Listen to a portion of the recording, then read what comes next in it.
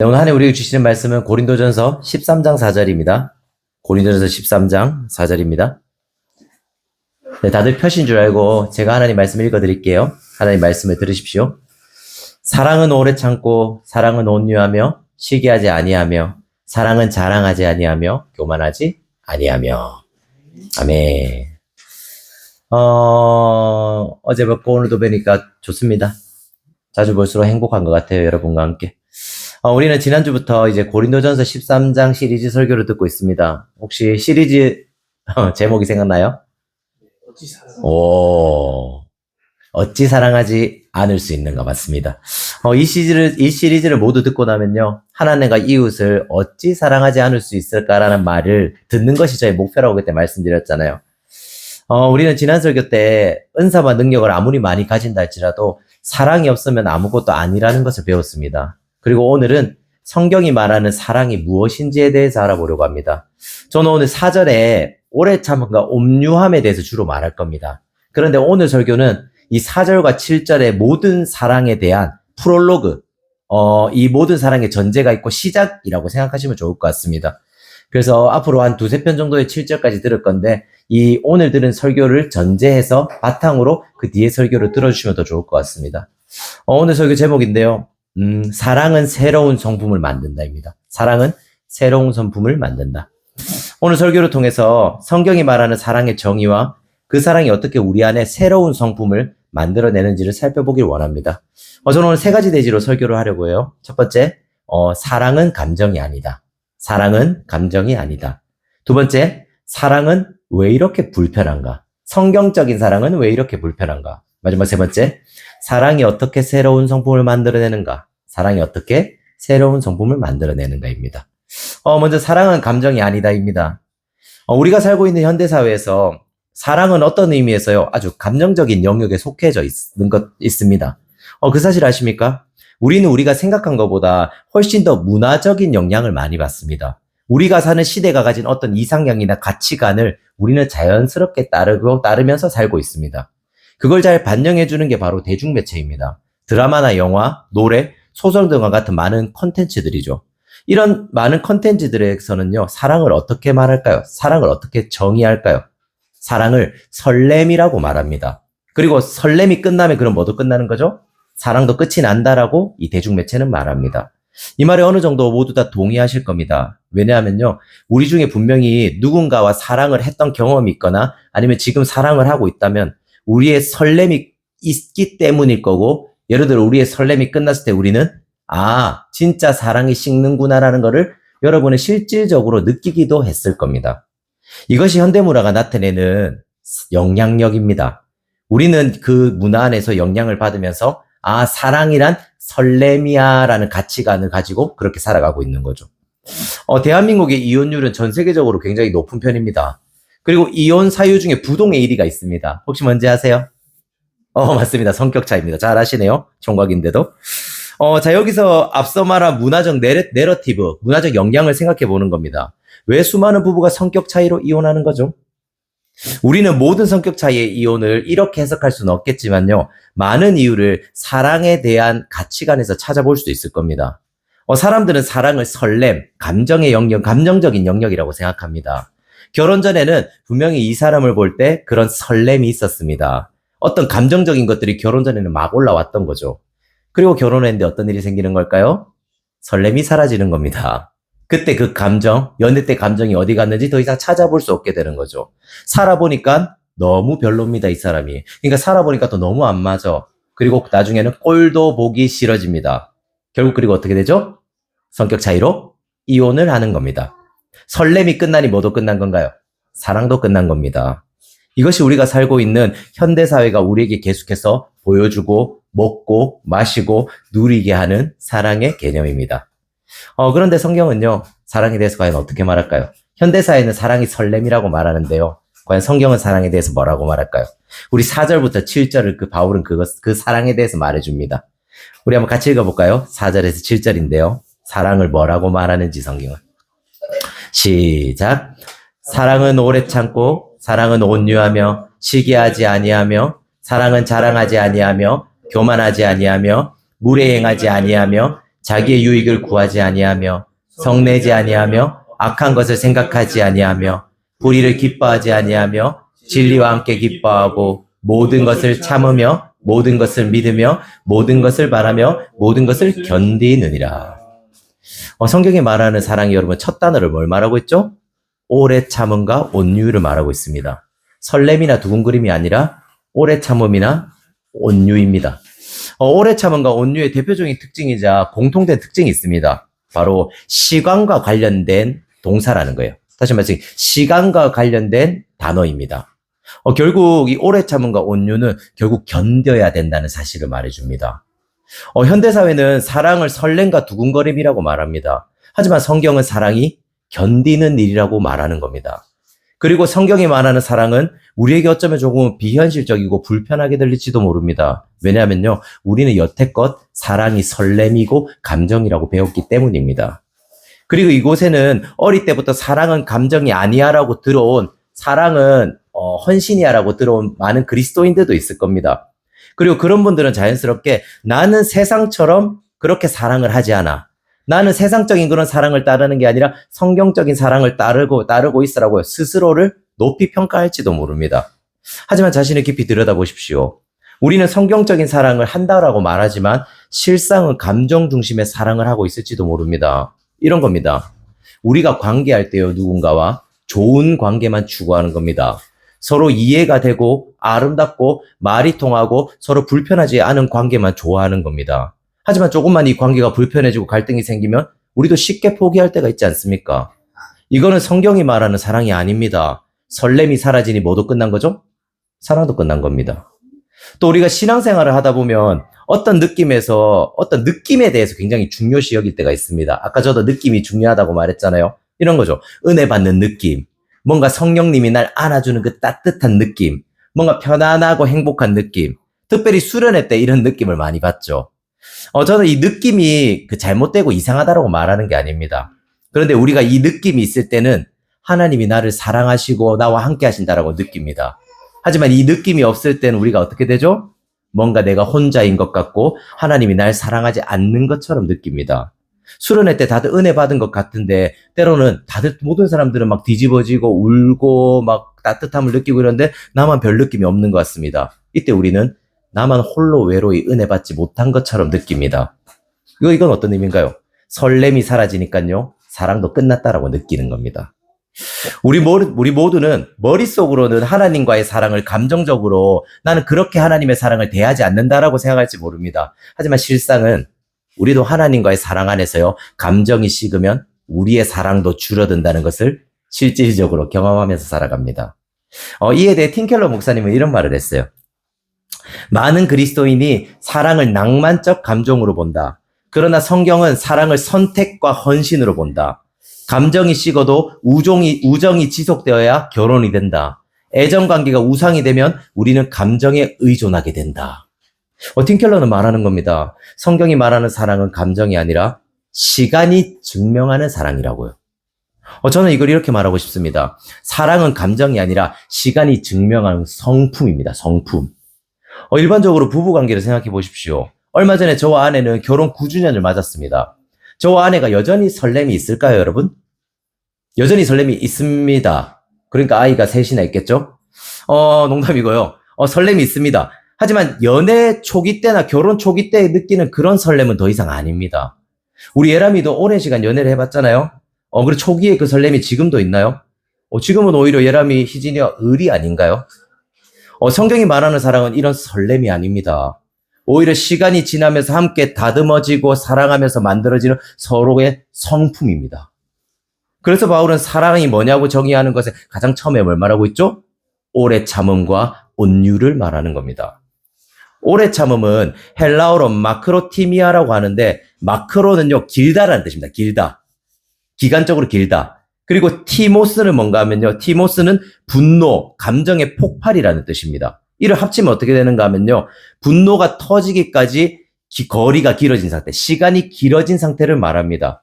쉽게 말하면요, 오래 참음은 쉽게 분노하지 않고 쉽게 포기하지 않고 관계 안에서 그 시간을 잘 견디는 것을 오래 참음이라고 말합니다. 그리고 이 오래 참음의 주로 어떤 관계 안에서 나타나게 됩니다. 이 레온 모리스라는 신학자는요, 오래 참음에 대해서 이렇게 말합니다.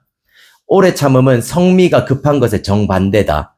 이 동사는 상황이 아니라 사람들에 대한 인내를 의미한다. 사랑은 자신을 학대하는 이들에게 선함으로 반응한다. 사랑은 다른 이들을 섬기는 친절로 나를 내어준다. 오래 참으면 단순히 힘든 것을 나는 잘 참을 수 있어. 나는 잘 참는 걸 잘해. 이런 걸 말하는 게 아닙니다. 오히려 관계 안에서 변화가 더딘 사람을 기다려줍니다. 그리고 관계 안에서 트러블이 있는 사람, 나랑 맞지 않는 사람을 끝까지 포기하지 않습니다. 그리고 그런 사람들을 계속해서 어떻게 하는 거죠? 기다리고 또 기다리는 게 오래 참음입니다. 관계를 절대 포기하지 않는 거죠. 그리고 온유하다의 원어는 이 크레스토스테스라고 하는데 이 날카로운 것을 둥글게 만드는 걸 말합니다. 즉 거칠고 공격적인 태도가 둥그러지고 누그러지고 상대를 향해서 선을 베푸는 태도를 말하는 겁니다. 이런 거예요. 온유는 우리가 이때까지 생각하면 단순히 마음이 착한 거라고 생각하잖아요. 근데 단순히 온유는 착한 마음을 말하는 게 아닙니다. 오히려 내가 가진 힘과 진리를요, 상대를 살리는 데 사용하는 것을 말해요. 우리가 자주 이런 말 하잖아요. 사랑으로 진리를 말하라. 우리가 그런 모토가 있지 않습니까? 이게 바로 온유의 성격입니다. 나는 힘을 가지고 있습니다. 그 사람을 꺾을 수 있는 힘이 있어요. 하지만 그 힘을 그 사람을 꺾는 데 사용하지 않고 어떻게 쓰는 거죠? 그 사람을 고치고 그 사람을 치유하는 데 쓰는 겁니다. 사랑으로 진리를 말하는 사람에게 우리는 그래서 당신은 온유한 사람이에요 라고 말할 수 있는 거죠. 그리고 오래 참음과 온유를 합치면 어떻게 될까요? 바로 오래 참음은 상대를 기다려주는 시간을 가집니다. 그리고 온유함은 그 시간을 따뜻하게 만드는 거예요. 그 시간을 차갑게 만드는 게 아니라 기다리는 게 억지로 기다리는 게 아니라 그 기다리는 시간을 따뜻하게 만들어주는 것을 우리 온유라고 하죠. 이해하시겠습니까?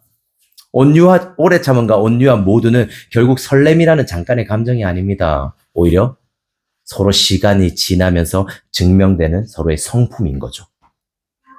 그런데 우리는 이쯤에서 바울이 사랑을 표현하는데 조금 재밌는 표현을 썼다는 걸 알 수 있습니다. 이 4절에서 7절을 보시면요. 이 바울은 사랑을요, 16개의 동사로 표현합니다. 동사.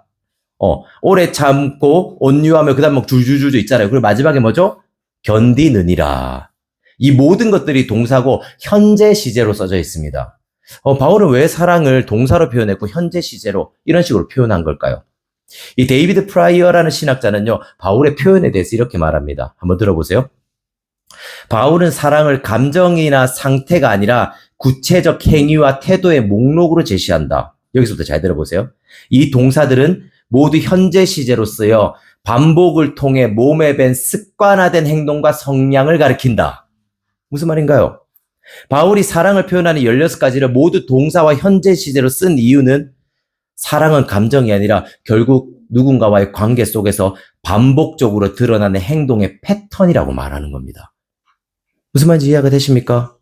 성경이 말하는 사랑의 가장 큰 특징은요, 그 행동을, 사랑의 행동을 반복해서 계속해서 한다는 겁니다.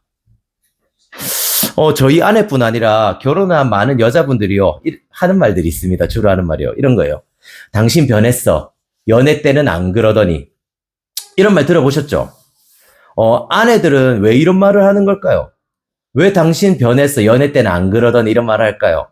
실제로 남편이 변했기 때문입니다. 연애 때는 남편이 정말 잘해줬습니다. 왜죠? 왜 남편이 연애 때는 잘해줬을까요? 연애에 대해서 연구하는 많은 연구자들은요, 그 연애할 때 남자들에게요, 평소와는 다른 엄청난 호르몬이 나온다고 합니다. 평소에 남자가 에너지가 100이라면요, 연애 초창기 때 그 뜨거운 시기엔 에너지가 200이 되는 거예요.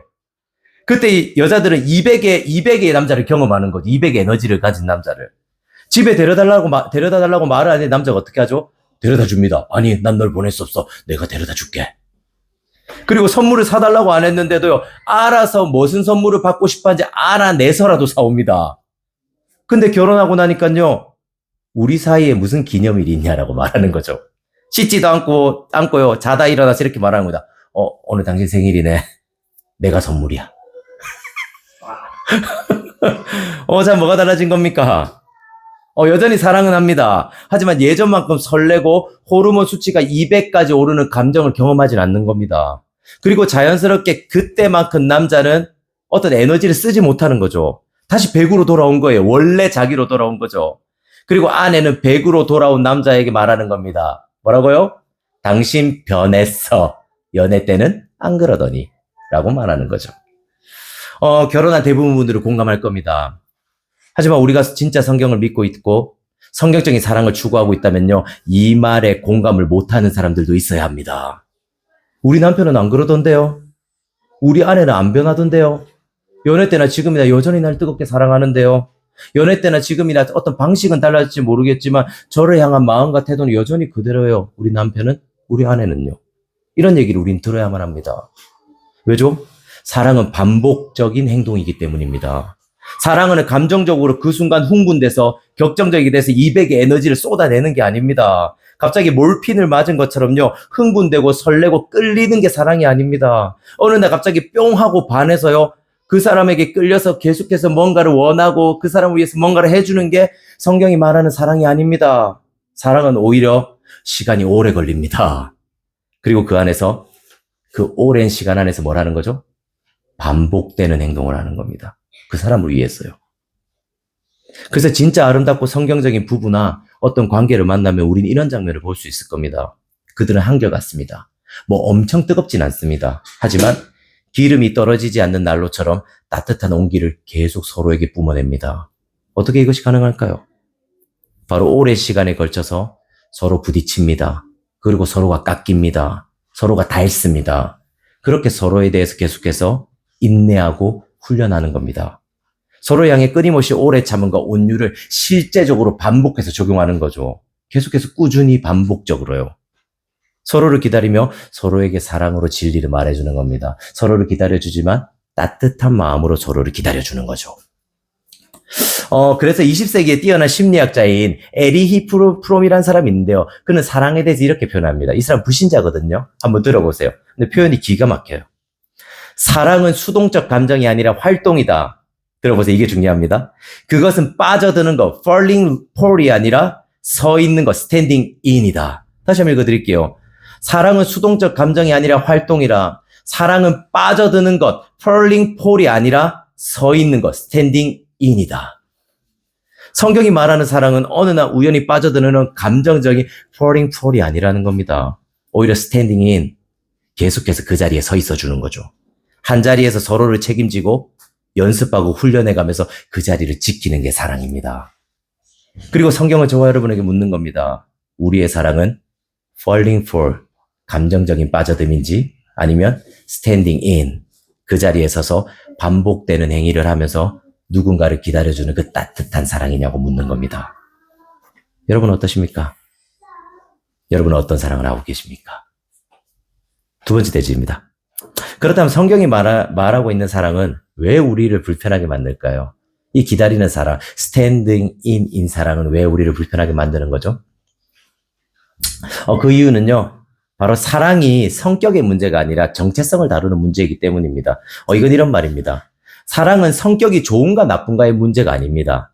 이런 거죠. 저 사람은 착한 사람이고 저 사람은 나쁜 사람이고 아니면 저 사람은 성격이 안 좋은 사람이고 성격이 좋은 사람, 이런 문제가 아니라는 겁니다. 오히려 사랑은요, 내가 어떤 존재인가를 드러내는 정체성의 문제입니다.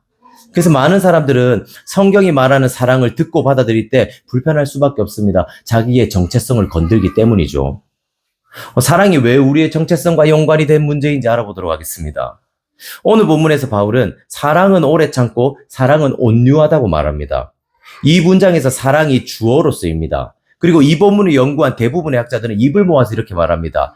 바울은 사랑을 인격처럼 의인화해서 말한다고. 의인화 아시죠? 사람처럼 묘사하는 거예요. 우리는 사랑은 오래 참고 온유하다라는 말을 들을 때 네가 이런 행동을 해라라는 명령처럼 대부분 듣습니다. 그리고 이건 어느 정도 사실이기도 합니다. 하지만 바울은 여기서 멈추는 게 아니라요, 훨씬 더 깊게 들어갑니다. 단순히 오래 참고 온유해라가 아니라 네가 사랑이라는 존재라면, 네가 진짜 성경적인 사랑을 알고 받아들이고 있다면 너는 그렇게 행동해야 된다라고 말하는 겁니다. 그래서 사랑을 인격화하여 그의 행동에 대해서 말하는 겁니다. 그런 사람은 그렇게 반드시 행동하게 돼 있다고요. 사랑이라는 사람은 사랑을 행동하게 돼 있다고 말하는 겁니다. 예를 들어 보겠습니다. 만약에 사랑이라는 사람이 우리 교회에 등록했다고 생각해 보십시오. 그 사람이 교회 안에서 늘 하는 행동은 뭘까요? 사랑입니다. 사랑이란 사람의 말과 행동, 뉘앙스 모든 것들은 사랑을 뿜뿜하면서 내뿜습니다. 자기와 맞지 않는 사람이 있더라도 그 사람에게 오래 참아줍니다. 그리고 그 사람을 향해 참을 뿐만 아니라 적극적으로 선을 행합니다. 온유한 거죠. 이것이 사랑이라는 사람에게서 당연히 나올 만한 마땅한 행동입니다. 왜죠? 그 사람 자체가 사랑이기 때문입니다. 그런데 반대로 미움이라는 사람이 우리 교회에 등록했다고 생각해 보십시오. 그 사람은 교회 안에서 늘 누군가를 미워하는 일을 할 겁니다. 자기와 맞지 않는 사람이 있다면 바로 화를 내거나 선을 그어버릴 겁니다. 그 사람을 향해서 오래 참을 생각은 1도 없습니다. 그저 미움의 눈으로 누군가를 바라보기만 합니다. 이것이 미움이라는 사람에게서 마땅히 나올 만한 태도인 겁니다. 당연한 거죠. 그리고 바울은 네가 정말 사랑이 있다면 너는 정말 자연스럽게 사랑을 행하고 있냐라고 묻는 겁니다. 이렇게 이해하면 좋을 것 같은데요. 바울은 우리에게요, 거울을 보여주면서 너 정말 사랑이라는 사람으로 살고 있냐라고 우리를 비춰줍니다. 거울 속에 비친 네 모습이 진짜 성경적인 사랑인지 보라고 말이죠. 그리고 네가 거울 속에 비친 모습이 진짜 사랑이라면 거울 속에는 사랑의 삶이 비춰질 거라고 말하는 거예요. 여러분 생각해 보세요. 바울이 우리를 향해서 갑자기 거울을 비칩니다. 우리가 직장에서, 교회에서, 더 나아가서 가정의 모습을 거울을 비춰주면서 인곤아, 거울 한번 봐봐. 네 모습이 어떤지 봐봐. 거울에 비친 네 모습에 사랑이 있니? 거울에 비친 네 모습이 어떻니라고 바울은 묻는 겁니다. 이 질문을 받았을 때 저와 여러분은 어쩔 수 없이 부담을 가질 수밖에 없습니다. 이 거울 앞에서 자유할 수 있는 사람은 아무도 없습니다. 왜 그럴까요? 거울에 비치는 내 모습은요, 사랑이라는 행동과 어느 정도 거리가 있기 때문입니다. 우리는 대부분 오래 참지 않고 누군가를 온유하게 대하지 않을 때가 많습니다. 그렇게 거울 앞에서요, 내 진짜 모습, 내 정체성을 들키는 겁니다. 말로는 사랑한다 말합니다. 나는 사랑이 많다라고 생각했습니다. 다른 사람에게 잘해줄 때, 나는 이렇게 사랑이 많은 사람이야 라고 생각했죠. 하지만 막상 성경이라는 거울 앞에 선이 어떤 거죠? 내가 사랑이 없다는 걸 깨닫습니다. 그래서 우리는 바울이 말하는 사랑이 불편한 겁니다. 사랑 없는 내 모습을 직면해야 되기 때문이죠. 그렇지 않습니까, 여러분? 여기 어느 누구도 이 문제에 대해서 나는 안 그렇다고 말할 사람은 없을 겁니다. 그럼 물어보죠. 대체 왜 우리는 사랑이라는 정체성을 가지기가 힘든 걸까요? 내 삶은 늘 사랑을 말하고 바라기도 합니다. 근데 왜 정작 나는 사랑이라는 정체성과 거리가 먼 삶을 살고 있을까요? 맥길 대학교의 명예교수이자 인간 정체성에 대해서 깊이 연구한 권위자인 찰스 테일러라는 사람이 있습니다. 오늘 여러 사람이 나오죠. 근데 이 찰스 테일러는요, 현대사회를 살아가는 현대인들의 정체성에 대해서 이렇게 말합니다. 한번 들어보세요. 우리는 항상 때로는 싸우기까지 하면서 우리는 중요한 타자들, 다른 사람들이 우리 안에서 보고 싶어하는 것들과의 대화 속에서 우리의 정체성을 규정한다. 심지어 부모처럼 더 이상 관계를 깊게 맺지 않아도 되는 사람일지라도 그들과의 대화는 평생 우리 안에 지속된다. 테일러는 이렇게 말하는 겁니다. 나는 누구인가라는 질문에 우리는 혼자 대답하지 않습니다. 제가 여러분에게 당신은 누구입니까? 라고 묻잖아요. 여러분은 당신의 생각으로, 당신이 가진 어떤 마인드로 나는 누구입니다라고 말하지 않습니다. 그럼 여러분은 어떻게 말할까요? 늘 누군가의 시선을 빌려서 말합니다. 어릴 때 부모에게 들었던 말들, 그리고 배우자에게 듣는 말들, 자녀와 친구들, 직장 상사나 교회 공동체에서 듣는 말들, 더 나아가서는요, SNS에 달리는 댓글들과 좋아요들을 통해서 내가 어떤 존재인지를 규정합니다. 인고나 너는 SNS나 이런 다른 사람들 나에게 말하죠. 인고나 너는 이럴 때 멋진 것 같아. 인고나 너는 이렇기 때문에 사랑받을 것 같다라고 말합니다. 그리고 우리의 마음속 깊은 곳에는 자연스럽게 이런 공식이 자리 잡게 됩니다. 사람들이 좋아해주면 나는 좋은 사람이다. 누군가가 나를 사랑해주면 나는 의미 있는 사람이다. 누군가가 내 의견을 들어주고 나를 받아주면 나는 그 공동체에서 영향력 있는 사람이다. 쉽게 말하면요, 우리는 사랑받은 위의 정체성을 세우는 겁니다. 무슨 말인지 이해하시겠어요? 우리는 평생에 걸쳐서 수많은 관계를 맺습니다. 그 관계 속에서 대화나 느낌 등이 오갑니다. 그리고 자연스럽게 이 관계 안에서 맺어진 어떠함을 통해서요, 우리의 정체성을 세웁니다. 그렇지 않습니까? 매일 부모에게 너는 못난 놈이야, 이 벌레 못한 자식, 너 같은 놈을 괜히 낳았어라는 말을 듣고 자란 자녀는요, 자기 자신을 사랑하지 못합니다. 왜죠? 자기가 벌레라고 생각하기 때문에요. 나는 사랑받을 자격이 없다고 생각, 어릴 때부터 그런 말을 듣고 자라왔고, 그게 정체성이 된 겁니다. 그리고 이런 식으로 다른 사람에 의해서 내 정체성이 세워지게 될 때, 우리는 사랑을 어떤 식으로 해석하게 되는지 아십니까? 바로, 사랑을 통해 나를 증명하고자 합니다. 사랑을 통해서 나의 정체성을 확인받고 싶어 합니다. 그래서 우리는 사랑받는 것에 목을 매게 되는 겁니다. 사랑받아야지만요, 나라는 존재를 확인할 수 있으니까요, 그것에 목을 매지 않을 수가 없는 겁니다. 이 사람이 없으면요, 내 존재가 없어지는 것 같습니다. 이곳에서 인정받지 못하면 내 존재는 더 이상 의미 있는 존재가 아니게 느껴지는 거죠. 재밌지 않습니까? 하나님 우리를 창조하실 때 사랑을 주고받는 존재로 지으셨습니다. 즉 하나님이 우리를 지으실 때 사랑받음 위에 정체성을 세우는 존재로 지으셨습니다. 우리는 사랑받을 때 건강해지고 만족하고 행복해지는 존재로 우리는 창조되었습니다. 하나님이 그렇게 만드셨어요. 그런데 죄가 우리 가운데 들어오면서 이 모든 것들은 뒤틀리게 됩니다. 하나님이 아니라 우리는 다른 것들에게 사랑받고 인정받으려고 합니다. 하나님이 아니라 다른 것들로 나를 만족시키고 내 정체성을 세우려고 합니다. 누군가에게 칭찬 듣는 게 중요해지는 겁니다. 그리고 그 결과가 뭔지 아세요? 그렇게 내 정체성을 세울 때 반드시 일어나는 결과가 있습니다. 바로 파괴입니다. 파괴. 예를 들어보죠. 한 남자가 있습니다. 그리고 그 남자에게는 아주 사랑하는 한 여자가 있죠. 남자는 여자가 너무 좋았습니다. 그래서 여자에게 계속해서 자신의 마음을 표현했고 여자가 이걸 받아주면서 행복했습니다. 그런데 그 여자를 너무 사랑하다 보니까요. 남자는 언제부턴가 불안감이란 게 들기 시작합니다. 내가 이 여자를 이렇게 사랑하는데 이 여자가 나를 떠나면 어떡하지라는 불안감이 생기기 시작합니다. 그리고 어떻게 했을까요? 이 불안감이 드니까 이 남자는 어떻게 했을까요? 그 여자에게 집착하기 시작합니다. 그리고 이 집착은 결국 둘을 파괴하죠. 보십시오. 분명히 남자는 여자를 사랑했습니다. 그리고 이것으로 서로는 만족을 느꼈죠. 여기까지는 하나님 우리를 창조하신 모습입니다. 사랑 안에서 만족하고 행복해진 거예요. 그런데 남자는 여자를 자신의 구원처럼 여기기 시작했습니다. 이 여자만 있다면 나는 행복할 거야. 이 여자만 가진다면 내 인생은 괜찮을 거야 라고 생각했습니다. 그렇게 여자의 사랑을 더 깊이 갈구하기 시작합니다. 그리고 결국 그 사랑은 집착으로 변합니다. 그리고 결국 서로를 파괴하는 거죠. 시작은 사랑이었습니다. 하지만 끝은 결국 파괴입니다. 이것이 서로의 사랑받음 위에 자신의 정체성을 둔 결과입니다. 결국 하나님보다 서로를 더 사랑하게 될 때 우리는 하나님이 창조하신 모습을 벗어나서 결국 서로를 파괴하게 됩니다. 핵심은 이겁니다. 나만 파괴되는 것도 아니고요. 그 사람만 파괴되는 것도 아닙니다. 우리 서로 모두 파괴됩니다. 우리는 끊임없이 나를 충분히 의미 있는 존재로 만들어줄, 나를 충분히 사랑해주고 채워줄 수 있는 존재를 끊임없이 찾습니다. 그리고 그것이 하나님이 아닐 때 우리의 삶은 자연스럽게 파괴됩니다. 이건 남자와 여자와의 관계에서만 일어나는 일은 아닙니다. 잘 들어보십시오. 부모와 자녀와의 관계에서도 이런 일은 일어납니다.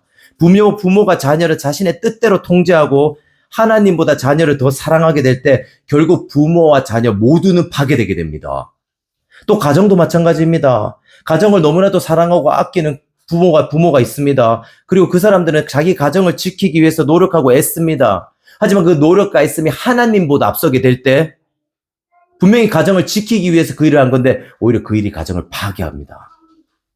그리고 이건 누리는 교회 안에서도 마찬가지일 겁니다. 우리는 자연스럽게 서로를 소유하고 싶어 합니다. 이건 우리의 욕구예요. 그리고 이건 이런 말입니다. 우리는 아주 자연스럽게 서로를 나의 것으로 만들고 싶어 합니다. 내 사람, 내 것, 내 편으로 만들고 싶어 합니다. 그런데 그 사람을 나의 것으로 만들 수 없다라고 느끼잖아요. 나랑 좀 맞지 않는다라고 느끼잖아요. 그때 우리는 어떻게 하죠? 선을 긋거나 적당히 거리를 두는 겁니다. 잘 생각해 보십시오. 이건 단순히 내 편이 아니고 나의 것으로 만들 수 없다는 정도에서 그치지 않습니다. 결국 그 사람을 뭘로 만들어내나요? 적으로 만듭니다. 우리 모두 경험해 보셔서 아시잖아요. 우리는 우리가 생각하는 그런 적과 같은 인간이 어디 가나 있잖아요. 내 편으로 만들 수 없고 나의 것이 될 수 없다고 느낄 때 우리는 자연스럽게 그 사람을 그냥 나쁜 사람으로 만들어 버립니다. 왜죠? 그래야지 내가 마음이 편하거든요. 그렇게 내 편이 아닌 사람은 파괴됩니다. 그리고 나도 그 사람을 미워하는 사람이 됩니다. 이건 무슨 말인가요? 그 사람만 파괴되는 게 아니라 나도 파괴되는 겁니다. 그 사람과 내가 모두 파괴되는 거예요. 마지막으로 이 부분도 말씀드려 볼게요. 저는 이런 경우를 실제로 많이 경험했는데요. 하나님보다 교회를 더 사랑하는 겁니다. 저는 이런 사람을 실제로 많이 봤습니다. 이 말을 들으면 여러분 이런 말 하십니다. 무슨 말 하는 거예요? 어떻게 하나님보다 교회를 더 사랑할 수 있어? 라고 말할지 모릅니다. 하지만 깊이 생각해 보십시오. 많은 사람들은 교회를 사랑하기에 교회를 위해 자신의 것들을 아끼지 않습니다. 교회를 위해 굉장히 오랜 시간 동안 많은 것들을 쏟아붓습니다. 많은 교회에 있으신 분들, 어른들은요, 거의 인생을 교회에 쏟아붓습니다. 이때 많은 사람들이 이런 마음이 생깁니다. 나는 교회를 사랑해. 나는 이 교회를 통해서 나의 마음의 안정을 누려. 나는 교회에서 지금 인정받고 있어. 나는 우리 교회의 권사고, 집사고, 장로고, 심지어 나는 사역자야. 나는 교회에서 무언가를 할 때 가장 기뻐. 나는 이 교회가 너무 좋아. 이 마음은 참 아름답고 좋습니다. 하지만 한편으로 우리는 이 가정에서 하나님이 아니라 교회에 나의 기대와 가치와 정체성을 투여하기도 합니다. 이걸 잘 들으십시오. 하나님에게 나의 가치와 기대를 투여하는 게 아니라 내 교회에게 정체성과 가치를 투영하기 시작합니다. 그리고 언제 내가 하나님보다 교회를 더 사랑했다는 것이 드러나는지 아십니까? 교회가 내 생각처럼 안 될 때입니다.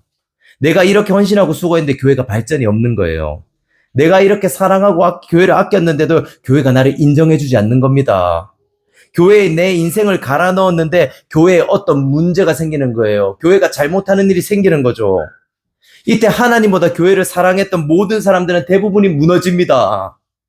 교회를 그렇게 사랑했지만요, 이제는 어떻게 하는 거죠? 교회를 미워하기 시작하는 겁니다. 왜 그럴까요? 왜 이제 교회를 그렇게 사랑했다 교회를 미워하기 시작한 거죠? 하나님이 아니라 교회를 나의 정체성으로 삼았기 때문입니다. 내 교회, 내가 모든 것을 바친 곳, 내 추억이 모두 담긴 곳, 내 모든 사랑과 인정의 근원이 하나님이 아니라 교회에 쏟아졌기 때문이죠. 그렇게 우리의 기대는 실망으로 변하고 결국 서로를 파괴하고 맙니다. 교회와 내가 서로를 파괴하는 거죠. 참 끔찍하지 않습니까? 그리고 여러분은 아실 겁니다. 실제로 이런 일을 경험해 보신 분 분명히 있을 겁니다. 우리는 사랑받음 위에 정체성을 세우는 존재로 지어졌습니다. 하지만 하나님이 아니라 다른 사랑 위에 우리의 정체성을 세울 때 결국 우리는 서로를 파괴하게 됩니다. 우리는 앞서서 오래 참음과 온유함에 대해서 들었습니다. 그리고 이 사랑의 특징은 나를 위한 사랑이 아니라 상대방을 위한 사랑이었습니다. 그렇기 때문에 그 사람을 위해서 오래 참고 온유할 수 있었던 거죠. 하지만 우리가 하나님이 아니라 다른 정체성에서 사랑을 찾을 때 우리는 나를 지키기 위한 사랑을 할 수밖에 없습니다. 그 사람을 사랑해서 사랑하는 게 아니에요. 오히려 나를 지키기 위해서 그 사람을 사랑하는 겁니다. 이기적인 사랑을 하는 거죠. 이때 우리는 누군가에게 오래 참고 온유함으로 대할 수가 없습니다.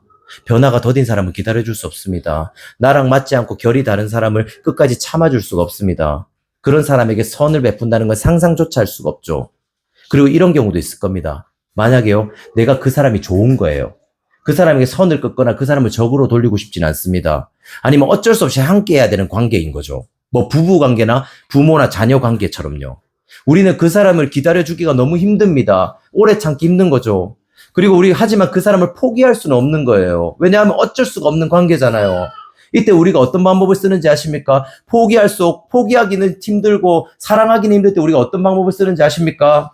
쉽습니다. 그 사람에게 집착하거나요, 그 사람을 통제하기 시작합니다. 선을 그을 수 없으니까요, 이 사람하고 절교할 수는 없습니다. 그러니까요, 그 사람에게 힘으로 널 바꿔버릴 거야 라는 식으로 대하는 겁니다. 지난주 설교처럼요, 많은 부모님들이 이렇게 말하잖아요. 널 위해서 그런 거야. 널 사랑하니까 그런 거야 라면서요, 힘으로 그 사람을 바꾸려고 하는 거죠. 이런 우리에게 바울은요, 거울을 내미는 거예요.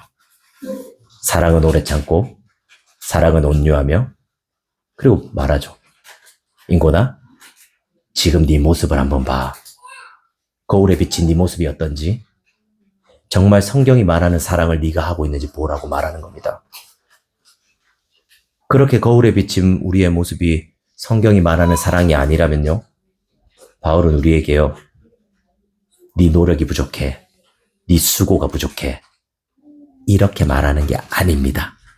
그럼 뭐라고 말할까요? 오히려 네 정체성을 보라고 말해요.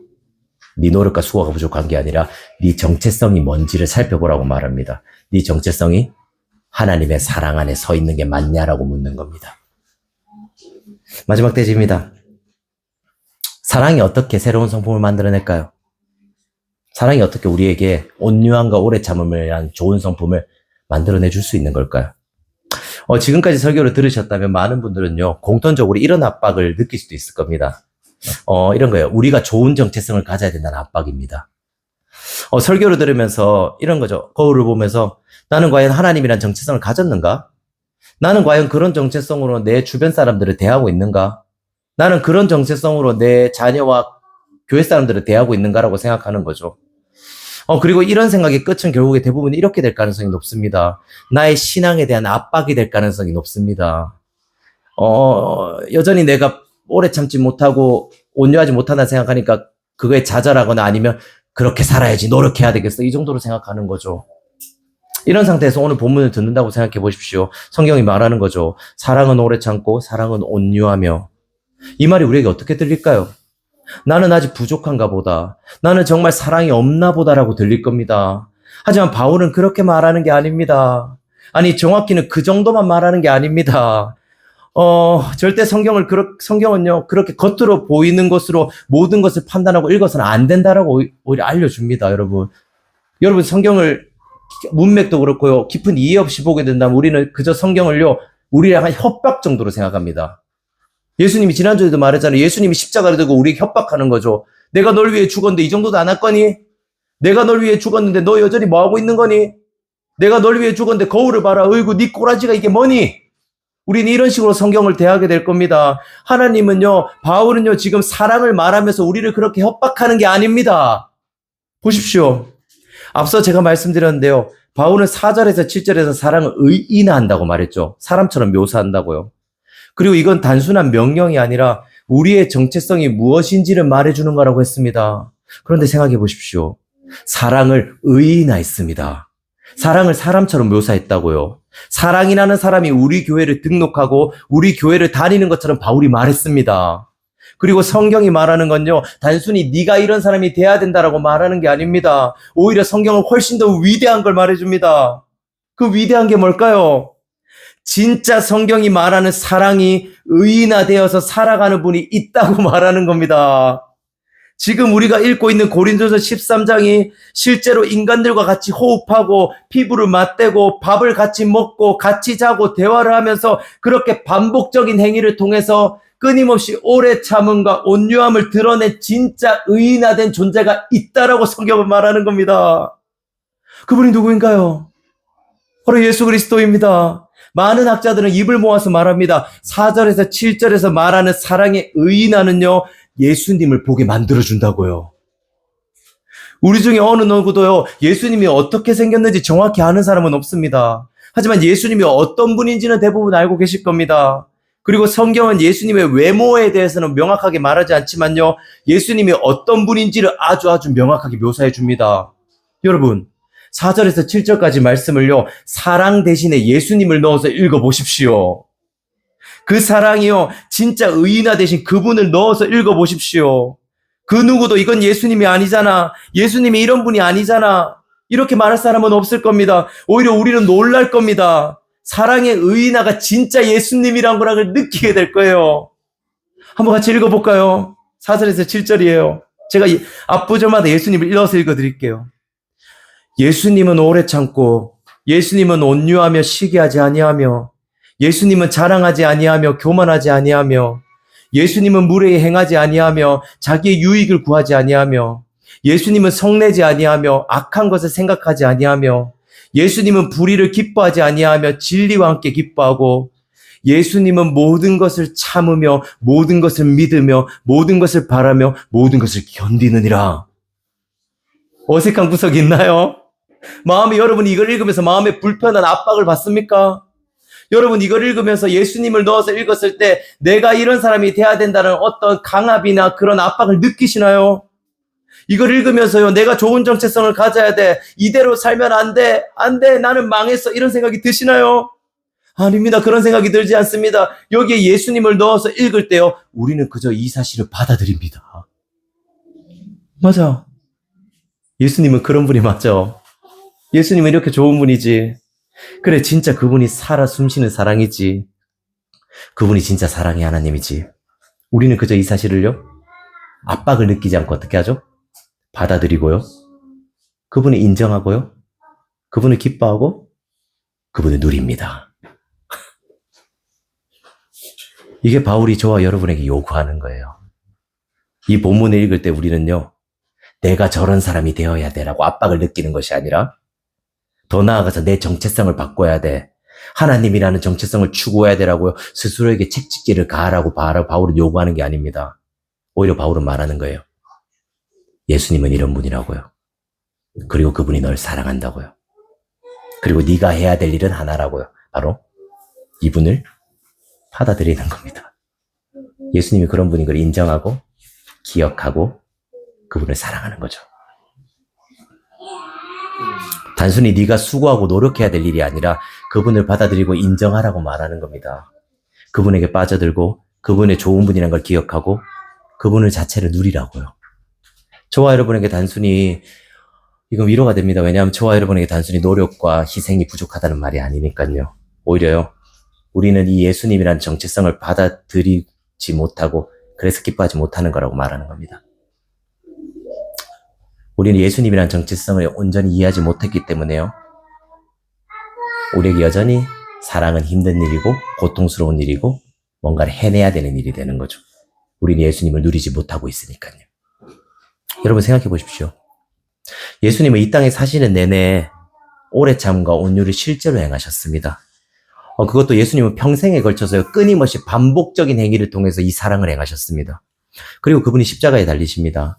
많은 사람들은 죽음 앞에서 쉽게 감정적으로 변합니다. 여러분 죽음을 앞에 둔 사람을 곁에 둔 적 있습니까? 대부분 굉장히 감정적입니다. 두려워하거나요. 아니면 화를 내거나요. 이런 모습을 보게 됩니다. 평소에 안 그러던 사람들도 죽음 앞에 서면 그렇게 됩니다. 저는 실제로 그런 모습을 봤습니다. 그런데 예수님은 죄가 없는 분이셨습니다. 자신의 죄 때문에 십자가를 지는 것이 아니라 자신의 사랑하는 백성의 죄를 대신해서 십자가에 지고 매달리셨죠. 이건 이런 말이기도 합니다. 예수님은 어느 누구보다도 감정적이어야만 했습니다. 인류 어디에도 그분만큼 억울하고 그분만큼 슬프고 괴로운 분은 없었습니다. 그분은 L.A. 프롬의 말대로요. 자신의 감정에 falling for 빠져들 수 있었습니다. 그리고 그 감정대로 했다면 어떻게 하면 되죠? 그냥 십자가에서 내려오면 됩니다. 오래 참지 않고 온유하게 우리를 대하지 않으면 됩니다. 그냥 십자가에 내려와서 그곳에 있는 모든 사람들 쓸어버리면 됩니다. 내가 왜 여기 매달려야 돼? 너희가 매달려 이 자식들아. 이렇게 말했으면 됐습니다. 예수님은. 감정대로 했다면요.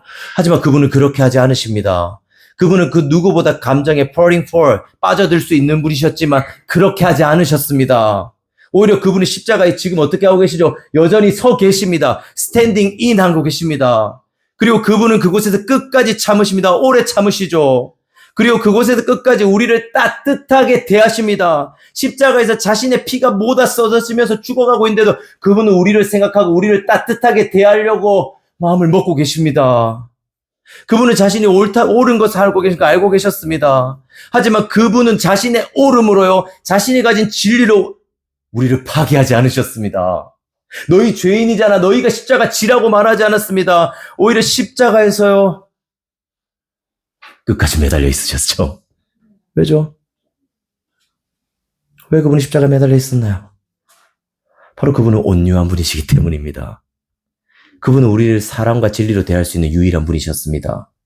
그렇게 그리스도는 생애 내내 해오던 반복적인 오래 참음과 온유를요, 십자가에서 완성하십니다. 그분은 내려오지 않으셨어요. 그리고 결국 죽습니다. 그리고 성경은 말해요. 우리가 그런 사랑을 받았다고요. 그분이 우리를 위해서 오래 참으시고 온유하셔서 십자가에 죽으셨다고 말합니다. 우리가 그런 사랑과 혜택을 입은 존재라고요. 그리고 바울은 네가 그걸 기억하고 그걸 기뻐하고 그걸 누리라고 말하는 겁니다. 그게 네 정체성이라고요. 그래서 바울은 사랑을 의인화로 말한 거예요. 우리를 위해서 모든 사랑을 예수 그리스도가 완성하셨다는 걸 말해주는 거죠.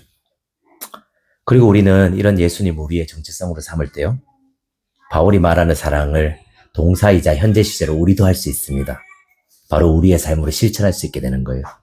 우리는 누군가를 위해서 오래 참을 수 있게 됩니다. 그리고 그 오래 참은 가운데 억지로 참는 게 아닙니다. 오히려 그 따스함으로요, 그 사람을 위해서 사랑으로 진리를 말해줄 수 있게 됩니다. 그리고 무엇보다 중요한 건 이런 오래 참음과 온유를 그 순간의 감정적인, 그냥 잠깐의 은혜가 있거나 잠깐의 감정적인 느낌으로 하는 게 아닙니다. 스탠딩 인, 계속해서 꾸준히 반복적으로 나는 그 자리에 서서 예수님을 흉내낼 겁니다. 감정적으로 변하지 않고요. 결국 예수님 우리의 정체성이 될 때 우리는 예수님을 닮은 새로운 성품이 생기게 되는 거죠. 사랑하는 여러분, 그리스도께 오십시오. 여러분을 위해서 십자가에서 끝까지 오래 참으시고 온유하게 우리를 대하신 그리스도께 오십시오. 그리고 그분의 정체성을 받아들이기 어려우신 분들에게도 저는 말씀드리고 싶습니다. 고린도전서 13장 4절에서 7절의 말씀을요, 사랑 대신 예수님을 넣어서 계속해서 읽으십시오. 이거는 이 시리즈 설교가 끝날 때까지 계속해서 진행하십시오. 예수님을 넣어서 읽고 또 읽으십시오. 그리고 그분을 누리십시오. 이것이 우리에게요, 새로운 성품을 만들어 줄 겁니다. 우리 시간 한번 찬양하고 기도할까요?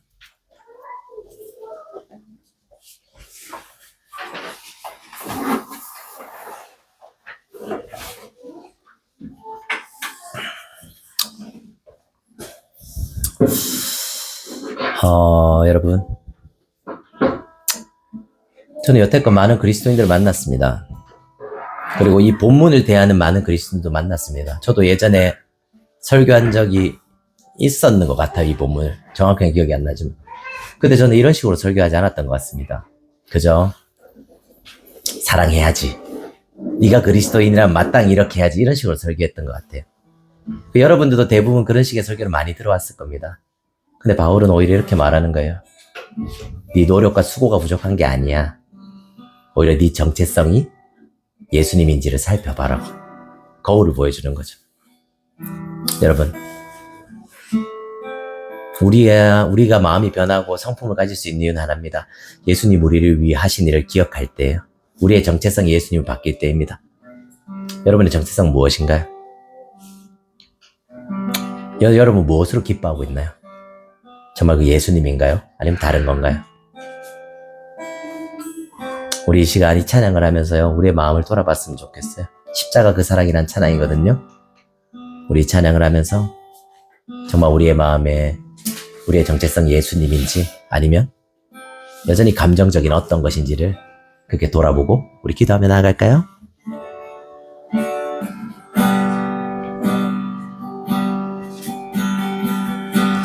십자가 그 사랑 멀리 떠나서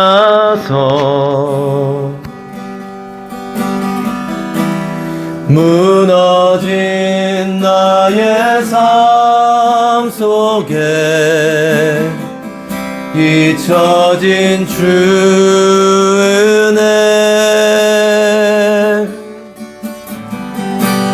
돌 같은 내 마음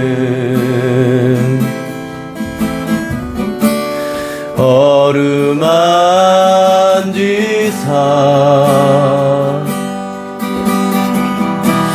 다시 일으켜 세우실 주를 사랑합니다. 우리 다시 한번 처음부터 찬양할까요? 십자가 그 사랑 십자가 그 사랑 멀리 떠나서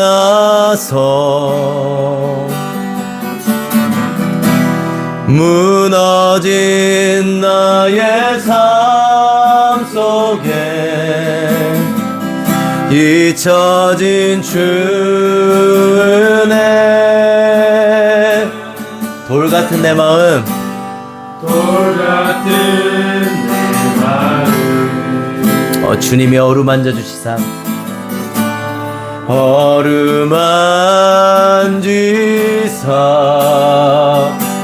다시 일으켜 세우실 다시 일으켜 세우실 주를 사랑합니다. 주 나를 보아시고 날 붙드시리. 나는 뭐 외롭고 존귀한 주님의 자녀라.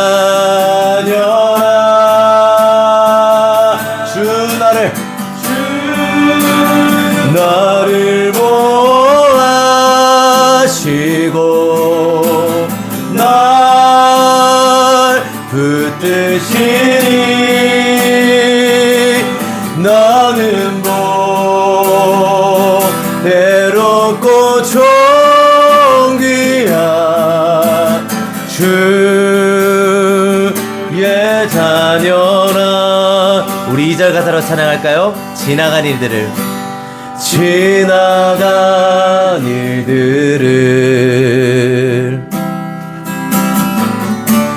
기억하지 않고 이전에 행한 모든 일 이전에 행한 모든 일 생각지 않으리. 사막의 강물과 길을 내시는 주 사랑의 강물과 길을 내시는 주. 내 안에 새 일 행하실 내 안에 새 일 행하실 주만 바라보리라. 주 나를 보아시고 날 붙드시니 붙드시리. 나는 뭐 외롭고 존귀한 주님의 자녀라. 주님의 자녀라. 주 너를 보호하시고 너를 보호하시고 널 붙드시니 붙드시리. 너는 뭐 외롭고 존귀한 주의 자녀라. 우리 마지막으로 주 나를 보호하시고 주 나를 보호하시고 날 붙드시니 붙드시니. 나는 뭐 외롭고 존귀한 주님의 자녀라. 주 나를 보호하시고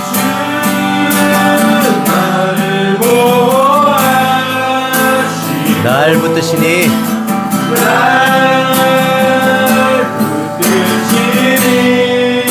나는 뭐 외롭고 존귀한 주의 자녀라. 아멘. 여러분 성경은요 끊임없이 우리에게 거울을 비춰주면서 이렇게 물어요. 지금 네 모습을 봐. 어떻니? 그리고 우리를 정죄하지 않아요. 네 꼬라지가 이게 뭐니? 어이구 예수 믿는다는 놈이 잘한다 잘해. 넌 어떻게 그렇게 사랑이 부족하니? 이렇게 말하지 않아요. 오히려 이렇게 말해요. 너는 주님 안에서 존귀한 자녀란다. 네가 그런 꼬라지를 하고 있어도 너는 이미 사랑받고 있단다. 네가 그렇게 더럽고 추악해도, 네가 그렇게 날 사랑하지 않더라도 나는 이미 널 완벽히 사랑하고 있어 라고 말해요. 이게 성경이 우리에게 말하는 정체성이에요. 그리고 그 일을 위해서 예수님이요 십자가에 우리를 위해서 오래 참으시고 온유하게 죽으신 거예요. 여러분 기억하세요. 여러분 사랑받고 있어요. 어딘가에서 여러분은 사랑을 갈구할 필요가 없어요. 인정을 갈구할 필요가 없어요. 여러분 이미 예수님 안에서 사랑받고 있습니다. 이제 한번 기도합시다. 하나님, 나는 이미 존귀한 하나님의 자녀입니다. 나는 이미 완벽한 하나님의 사랑을 받고 있습니다.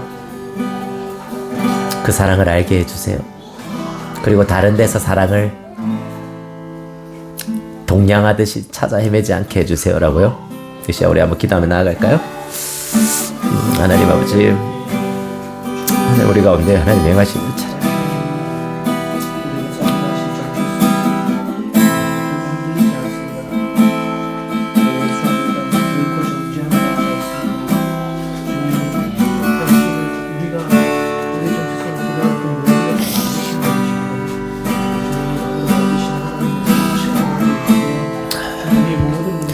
우리 같은 자들 하나님 사랑해 주셔서 감사합니다.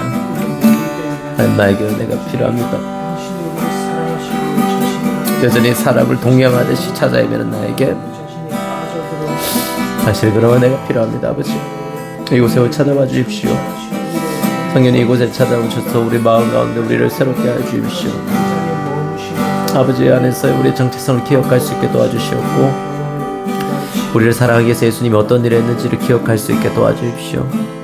우리가 여전히 추악하고 더럽고 사랑이 있다라고 말할 수 없는 존재지만 여전히 사랑받고 있다는 사실을 기억할 수 있게 도와주십시오. 하나님, 우리 가운데 당신의 사랑이 임하게 해주시고, 또 우리 가운데 그 정체성이 또 사랑이라는 행동으로 드러날 수 있게 도와주십시오.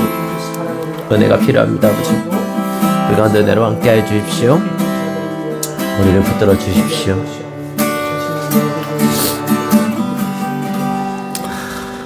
하나님 아버지 감사합니다. 우리는 우리의 정체성을 돌아보기 원합니다. 그리고 우리의 정체성이 하나님이 아니라 여전히 다른 것들을 쫓고 있었음을 고백합니다. 그럼에도 불구하고 당신은 우리를 사랑한다 말하십니다. 그럼에도 불구하고 당신은 우리를 위해서 십자가에서 자신의 목숨마저도 아끼지 않으셨다 말합니다. 우리는 그만큼 사랑받고 있습니다. 우리의 어떠한가 상관없이 우리는 이미 존귀하고 주의 사랑을 받는 자녀라는 것을 기억할 수 있게 도와주십시오. 그리고 우리가 이 정체성을 기억할 때 우리 안에 오래 참음과 온유, 그리고 예수님 이름을 담을 많은 성품들이 새롭게 태어나고 만들어질 수 있게 도와주십시오. 이 모든 말씀 예수님의 이름으로 기도드렸습니다. 아멘. 이제는 주 예수 그리스도의 은혜와 하나님 아버지의 값없는 사랑과 성령